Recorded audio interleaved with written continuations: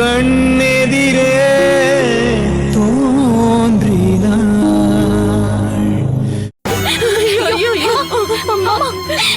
ஏன் இப்படி நடக்குதோ? என் வாழ்க்கைய போச்சு. மலை போல எங்களுக்கு இருந்த சாமி உங்களை நான் இந்த கோலத்திலயா பார்க்கணும்? ஐயோ ஐயோ.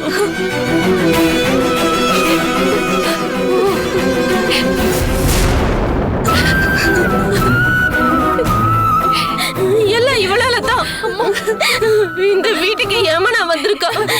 பெத்த பிள்ளையிலேயே என் தாலிக்கு ஆபத்து வந்துடுச்சு. அம்மா, முதல்ல எதுக்காகமா நீங்க இப்படி அவசரப்பட்டு அப்பா கிட்ட சொன்னீங்க? நான் தான் டைம் பார்த்து அப்பா கிட்ட பேசுறேன்னு உங்ககிட்ட தெளிவா சொல்லியிருந்தேன்ல. இன்னும் எத்தனை நாளைக்கு சக்தி உங்க அப்பா கிட்ட இதை மறைக்க முடியும்? கல்யாணம் பண்ண நாள்ல இருந்து இப்ப வரைக்கும் எந்த விஷயத்தையும் நான் அவர்கிட்ட மறைச்சது இல்லம்மா.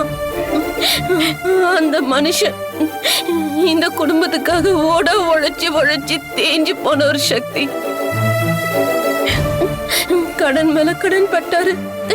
ஒரு பக்கம் கல்யாணம், ஒரு பக்கம் பிள்ளைங்களை நல்லா வளர்க்கணும். அந்த கடனை அடைக்க கடன் மேல கடன் வாங்கி அதுக்கப்புறம் தான் அந்த கடன்ல இருந்து மீள முடியாம எங்க குடும்பமே சாகுற நிலைமைக்கு வந்துடுச்சு. அந்த நேரத்துலதான் தெய்வம் மாதிரி நீ வந்த சக்தி. அன்னைக்கு மட்டும் நீ வராம இருந்திருந்தா இந்நேரம் எல்லாரும் செத்து போயிருப்போம்.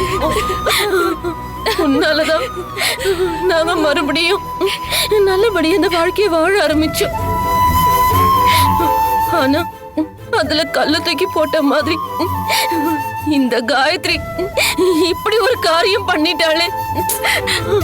அம்மா, இப்ப எதுக்குமா நடந்தத பத்தியே பேசிட்டு இருக்கீங்க? இனிமே நடக்க போறத பத்தி பார்க்கலாம். இல்ல சக்தி, என்னால முடியல. சில நேரத்துல நான் உன்னை புரிஞ்சுப்பேன், சில நேரத்துல சரியா புரிஞ்சுக்காம கூட உன்னை பேசியிருப்பேன் சக்தி. ஆனா ஆனா இவரு இந்த நிலைமையில படுத்திருக்கிறத பாக்குறப்போ எனக்கு எனக்கு ரொம்ப பயமா இருக்கு சக்தி.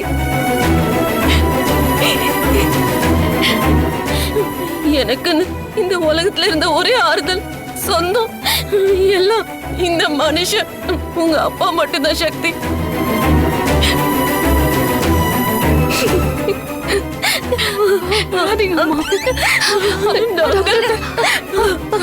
டாக்டர், எங்க அப்பாக்கு என்னாச்சு டாக்டர்? பேஷண்ட்டுக்கு மேசிவ் அட்டாக் வந்திருக்கு.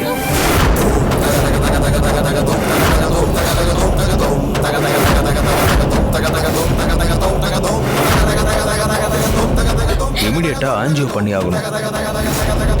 அதுக்கு என்னென்ன பண்ணணுமோ நர்ஸ் சொல்லுவாங்க, கேட்டுக்கோ. கடவுளே.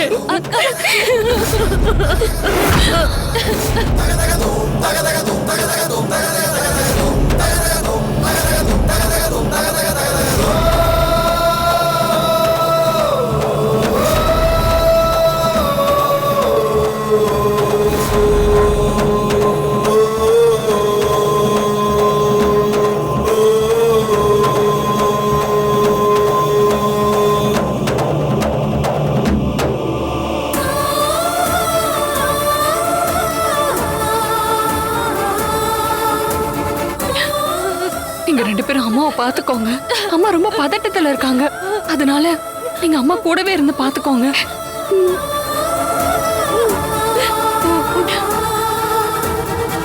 அம்மா, நீங்க அழாதீங்கம்மா. உங்க பொண்ணு நான் இருக்கேன். நீங்க எதுக்கு அழறீங்க? அப்பாவுக்கு நான் எதுவும் ஆக விட மாட்டேன். அவரை நான் திரும்பவும் பழைய மாதிரி கொண்டு வந்துருவேன். அவருக்கு ஆபரேஷன் கண்டிப்பா நடக்கும்மா. என்னால முடியல சக்தி. இப்படித்தான் எங்க மூத்த பொண்ணு ஓடி போனா. அப்ப இதே மாதிரி ஒரு நிலைமையில தான் அவருக்கு ஹார்ட் அட்டாக் வந்துச்சு. அவ கல்யாணத்துக்கு தாம் தூம்னு செலவு பண்ணி எல்லா ஏற்பாடும் பண்ணி வச்சாரு. அவ வேற யாரு கூடயோ ஓடி போயிட்டா. இப்ப இப்ப இவ என்னடானா வயித்துல வாங்கிட்டு வந்து நிக்கிறா. எனக்கு எனக்கு என்ன பண்றதுன்னே தெரியல சக்தி.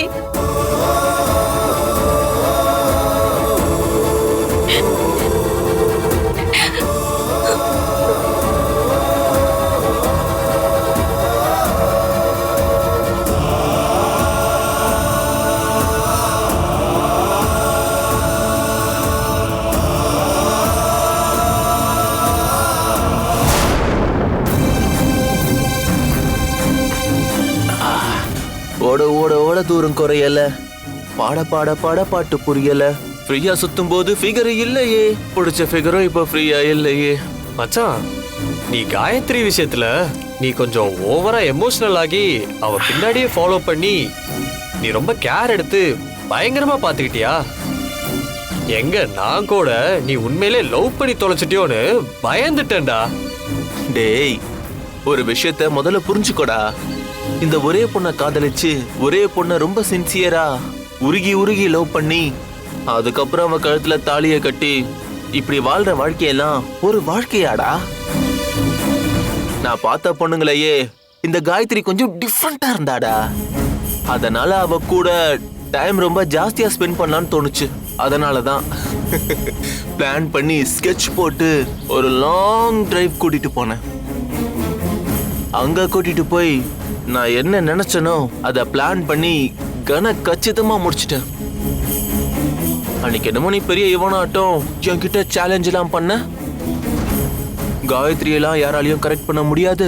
அந்த பொண்ணை பார்த்தா ரொம்ப சைலண்டா இருக்கா, நீ ஏதாவது பண்ணா ரொம்ப வயலண்ட் ஆயிடுவா, அப்படி இப்படின்னு ரொம்ப ஓவரா சீன்லாம் போட்டியடா.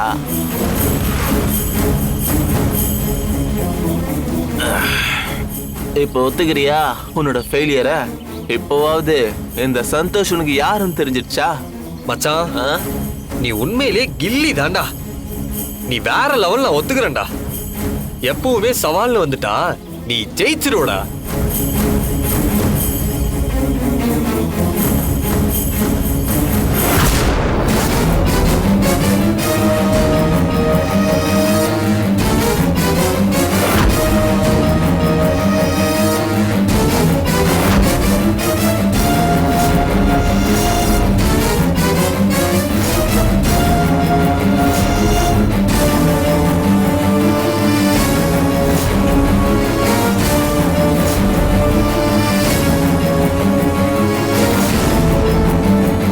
நிஜமாதான் மச்சான்.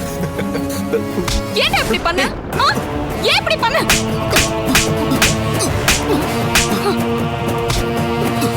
ஏன் இப்படி பண்ண? ஏன் இப்படி பண்ண? ஊருக்கு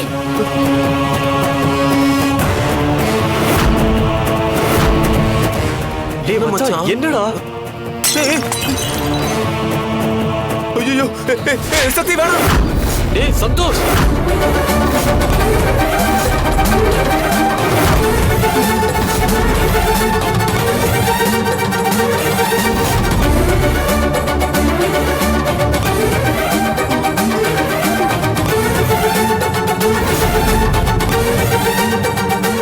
இல்ல சக்தி, வேணா சக்தி, என்ன கொன்றாத சக்தி. ஏண்டா, உனக்கு எவ்வளவு தெனாவட்டு தைரியமும் இருந்தா பொண்ணுங்களை ஏதோ மார்க்கெட்ல விக்கிற காய்கறி மாதிரி பாப்ப. எவ்வளவு திமிரு இருந்தா காயத்ரியோட வாழ்க்கையில நீ விளையாடி இருப்ப. பொண்ணுங்கன்னா உனக்கு இவ்வளவு கிள்ளுக்கீரையா போச்சா? ஏன்டா எல்லாரும் இப்படி இருக்கீங்க? எப்ப பார்த்தாலும் பொண்ணுங்களை நீங்க இப்படிதான் பாப்பீங்களா? இங்க பாரு, இப்ப சொல்றத எழுதி வச்சுக்கோ. நீ காயத்ரி கழுத்துல தாலி கட்டணும், கட்டிதான் ஆகணும். உன்னை நான் கட்ட வைப்பேன்.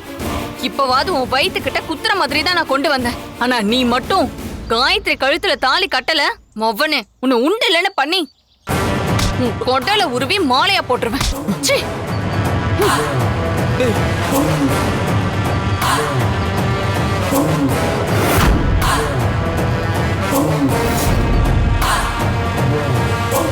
மச்சான், உனக்கு ஒண்ணும் ஆகலையே? கையெடு. இந்த வேலைக்காரி சக்தி கொஞ்ச நேரத்துல எனக்கே அள்ளுவிட வச்சுட்டாலே. என் முன்னாடியே வந்து இங்க என்னையே அசிங்கப்படுத்திட்டு போறா. என்னை கேவலப்படுத்திட்டு போறவள இதுக்கப்புறமா விட்டு வைக்க கூடாது.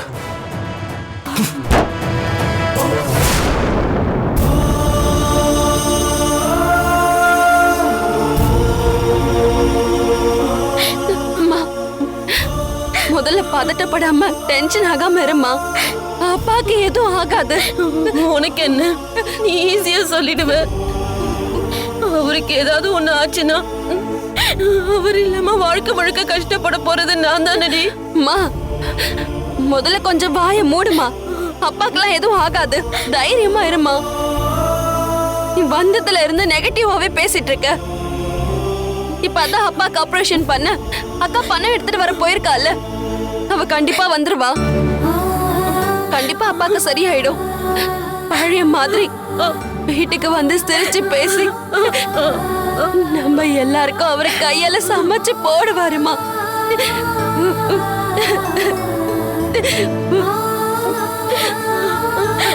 அக்கா சக்தி அக்காமா, சக்தி என்னாச்சு? உங்க அப்பா சர்ஜரிக்கு பணம் கிடைச்சிருச்சா? அம்மா அத பத்தி நினைச்சு நீங்க பதட்டப்படாதீங்க. அப்பாவோட சர்ஜரிக்கு நான் பணம் கட்டிட்டேன். அவருக்கு ஒண்ணும் ஆகாதுமா. நீங்க முதல்ல தைரியமா இருங்க. அக்கா ரொம்ப தேங்க்ஸ்க்கா. நீங்க மட்டும் இல்லைன்னா அப்பாக்கு என்ன நடந்திருக்குமோன்னு என்னால இமேஜின் கூட பண்ணி பார்க்க முடியலக்கா. லவ் யூ அக்கா.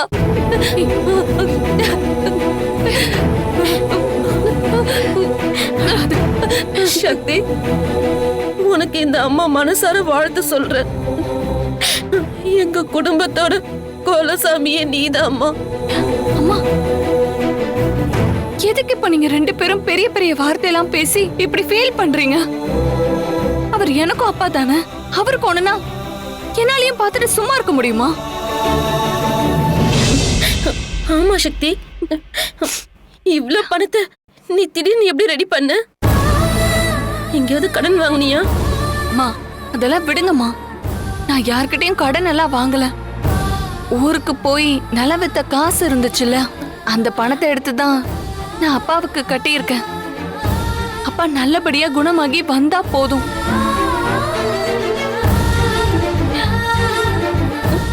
சக்தி, சுத்தி இருக்கிற சொந்த பந்தமும் கூட பிறந்த யாரும் கூட செய்யாத இந்த உதவிய நீ இப்ப செஞ்சு என்னோட தாலி பாக்கியத்தை காப்பாத்திட்ட சக்தி. ஆனா நான் இதுக்கு எப்படி நன்றி சொல்ல போறேன்னு தெரியலம்மா. அம்மா சாக கடந்த எங்க குடும்பத்தை நீதான் பொழைக்க வச்ச. இப்ப சாக கிடக்கக்கூடிய என் புருஷனை நீ காப்பாத்தி எனக்கு மாங்கல்ய பிச்சை போட்டிருக்க. உன்னோட இடத்துல யாரா இருந்தாலும் இவ்வளவு பண்ண மாட்டாங்க. இதுக்கெல்லாம் ஒரு பெரிய மனசு வேணுமா? உனக்குன்னு எதுவுமே வச்சுக்காம எல்லாத்தையும் எங்களுக்கே பண்றியம்மா. பதிலுக்கு நாங்க உனக்கு என்ன கைமாற செய்ய போறோன்னு தெரியலம்மா. வயசுல நீ சின்னவளா போயிட்ட. இல்லனா கால்ல கூட விழுந்திருப்போம். என்னம்மா நீங்க இப்படி பெரிய பெரிய வார்த்தையெல்லாம் பேசுறீங்க? அவர் என்னோட அப்பா அம்மா. என் அப்பாவை காப்பாத்த வேண்டியது ஒரு பொண்ணா என்னோட கடமை. அந்த கடமையை தானே நான் செஞ்சிருக்கேன். நீங்க என்னமா என்ன பிரிச்சு யாரோ மூணாவது மனுஷகிட்ட பேசுற மாதிரி பேசிட்டு இருக்கீங்க?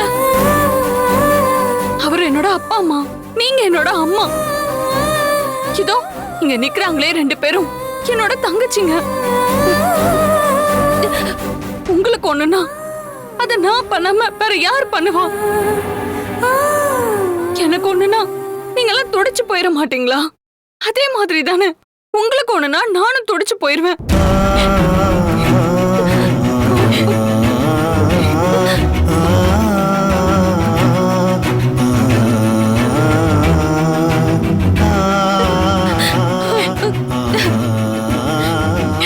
அம்மா டாக்டரை பாத்தீங்களா? அவர் ஏதாவது சொன்னாரா? இல்லக்கா, டாக்டர் வந்து இன்னும் எதுவுமே சொல்லல. அப்பாக்கு ட்ரீட்மெண்ட் போயிட்டு இருக்கு. எல்லாமே இந்த பாவியாலதான் வந்துச்சு. இவளாலதான் என் புருஷன் இப்ப இந்த நிலைமையில இருக்காரு. இவளால யாருக்கும் எந்த நிம்மதியும் இருக்காது. இவ இப்படி இருக்கிறதுக்கு பேசாம செத்து தொலைஞ்சிருக்கலாம்.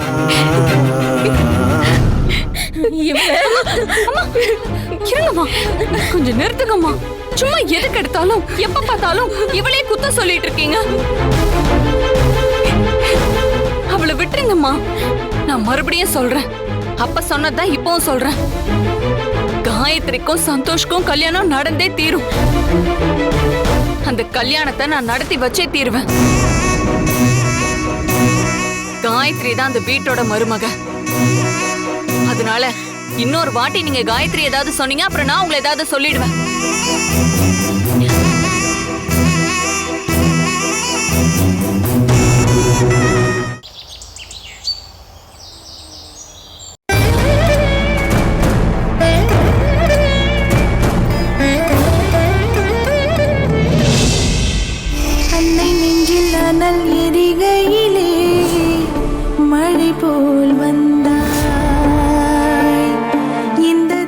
கழுத்தில் இருக்கிற தாலி நான் கட்டினதுதான்.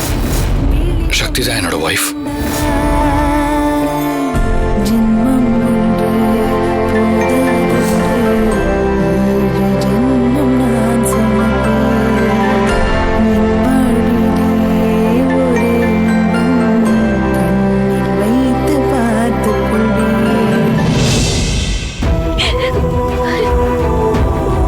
அனிதா, என்னாச்சு உனக்கு? ஏன் இப்படி கண் கலங்குற? மம்மி, அனிதா, என்னாச்சு உனக்கு? நீ நல்லா தானே இருந்த, எதுக்கு திடீர்னு அழற? ஏய், ஒன்றும் இல்லை மம்மி, சும்மா தோணுச்சு, அதான் உங்களை கட்டி பிடிச்சி அழுதேன். இப்போ நான் பெட்டரா ஃபீல் பண்றேன் மம்மி. இத பாரு அனிதா, எதுவா இருந்தாலும் உன் மம்மி கிட்ட நீ ஓப்பனா பேசு. நான் மும்பைல இருந்து இங்க திரும்பி வந்ததுக்கு மெயின் ரீசனே உன்னை நானும் ரொம்ப மிஸ் பண்ணேன். எத்தனை பேர் என்னை சுத்தி இருந்தாலும் நீ பக்கத்துல இல்லாதது எனக்கு எதையோ பறி கொடுத்த மாதிரியே இருந்தது அனிதா. ருத்ரா, என்னதான் அனிதா கூட இருந்து நானும் மத்தவங்களும் பாத்துக்கிட்டாலும் அது நீ பாத்துக்கிற மாதிரி இருக்குமா? பெத்த தாய் ஸ்தானத்தை இந்த உலகத்துல யாராலையும் நிரப்பிட முடியாது. பல நேரங்கள்ல அனிதா உன்னை மிஸ் பண்றத பார்த்து நான் நிறைய தடவை அவளுக்கு ஆறுதல் சொல்லியிருக்கேன். அனிதா, இனிமே மம்மி உன்னை விட்டு எங்கேயும் போக மாட்டேன். இனிமே பிசினஸை விட எனக்கு என் பொண்ணோட சந்தோஷம்தான் முக்கியம். அனிதா, நீ எதுக்காக அழுதன்னு எனக்கு நல்லாவே தெரியும். நீ அம்மாவை மட்டும் மிஸ் பண்ணல, என்ன மட்டும் நினைச்சு நீ அழலல்ல. பக்கத்திலேயே இருந்தாலும் நீ சிவாவை ரொம்ப மிஸ் பண்ணிட்டு இருக்க. அம்மா கிட்ட உண்மைய சொல்லு, நீ அதுக்காக தானே அழுத? ஆமாமே, அத்தை சந்தோஷ் கவிதா கல்யாண பேச்சு எடுத்த உடனே நானும் சிவாவும் மனக்கோலத்துல கல்யாண மேடையில இருந்ததும் சிவா என் கழுத்துல தாலி கட்ட வந்ததும் எனக்கு ஞாபகம் வந்துருச்சு. அதை நினைச்சு பாக்குறப்போ என்ன அறியாம எமோஷனல் ஆயிட்டேன்.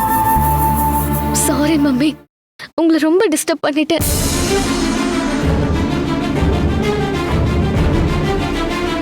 நீ எதுக்கு அனிதா சாரி கேக்குற?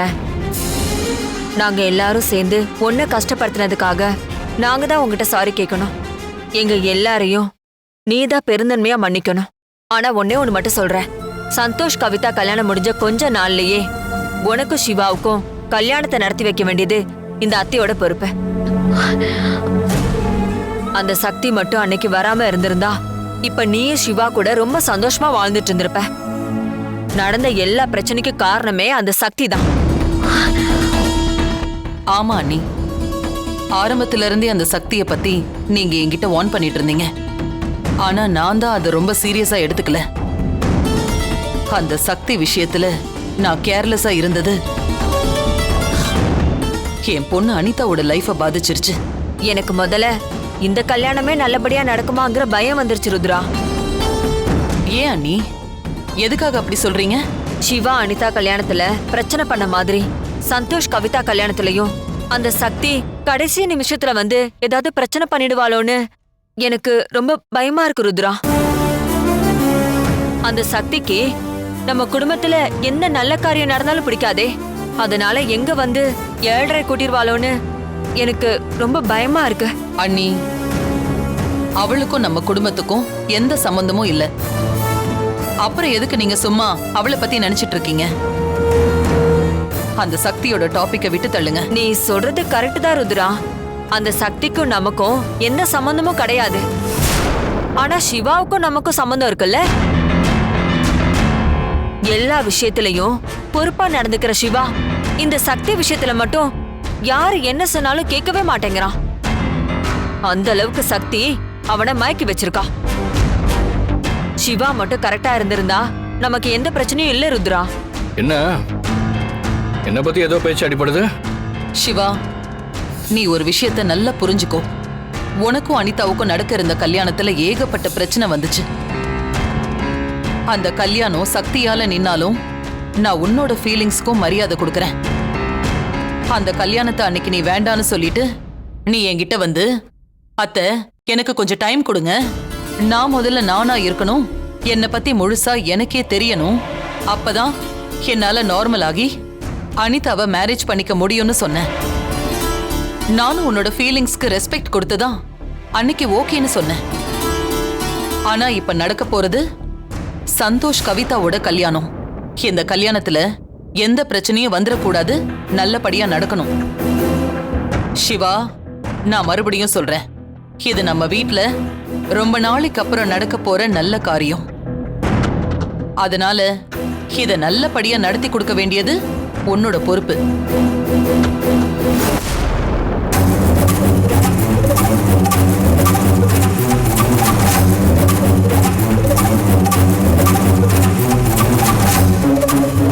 உங்களுக்கும் எனக்கும் கல்யாணம் ஆயிடுச்சு சார்.